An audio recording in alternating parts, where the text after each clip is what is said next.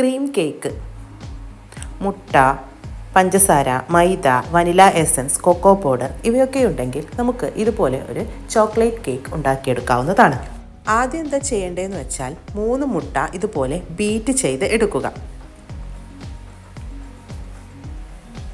ഏകദേശം ഇതുപോലെ ആകുമ്പോൾ ഇതിലേക്ക് 1 കപ്പ് പഞ്ചസാര ചേർത്ത് വീണ്ടും ബീറ്റ് ചെയ്യാം.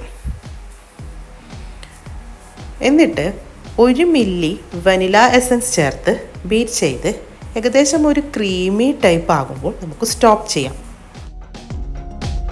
ഇനി ഇതിലേക്ക് 1 കപ്പ് മൈദയും 15 മില്ലി കൊക്കോ പൗഡറും ചേർത്ത് നല്ലവണ്ണം കൈകൊണ്ട് ഇളക്കി യോജിപ്പിക്കുക.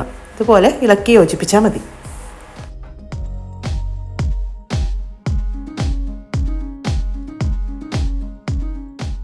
ഗ്യാസിൽ ചെറിയ ഇതുപോലുള്ളൊരു പാത്രം വെച്ച് അതിൽ നെയ്യ് ഒഴിച്ചിട്ട് നമ്മൾ എന്ത് ചെയ്യണം, നമ്മുടെ ബാറ്റർ, നേരത്തെ തയ്യാറാക്കി വെച്ച ബാറ്റർ ഇതിലേക്ക് ഒഴിക്കുക. ഒഴിച്ച് കഴിഞ്ഞിട്ട് ചെറിയ തീയിൽ ഒരു 20 മിനിറ്റ് നമ്മൾ വെച്ച് കഴിഞ്ഞിട്ടാകുമ്പോൾ ഏകദേശം ഇതുപോലെ ആയിട്ടാകുമ്പോൾ നമ്മളൊന്ന് ചെക്ക് ചെയ്ത് നോക്കണം, ഇത് കുക്കായോ ഇല്ലയോ. അതിനൊരു സ്റ്റിക്ക് ഇതുപോലെ കുത്തിയിട്ട് നോക്കുക. ഇത് പറ്റിപ്പിടിച്ചിട്ടില്ലെങ്കിൽ ഇത് കുക്കായിട്ടുണ്ടെന്നാണ് പറയാം. ഇനി ഡെക്കറേഷൻ.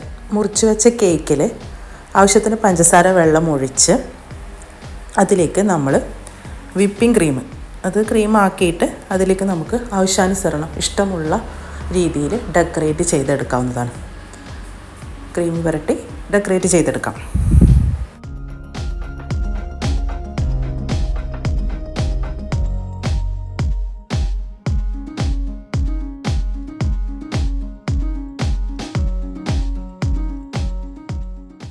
എളുപ്പത്തിൽ ഉണ്ടാക്കിയെടുക്കാവുന്ന എൻ്റെ ക്രീം കേക്ക് റെഡി ആയിട്ടുണ്ട്. എല്ലാവരും ഉണ്ടാക്കി നോക്കുക. ഓക്കെ.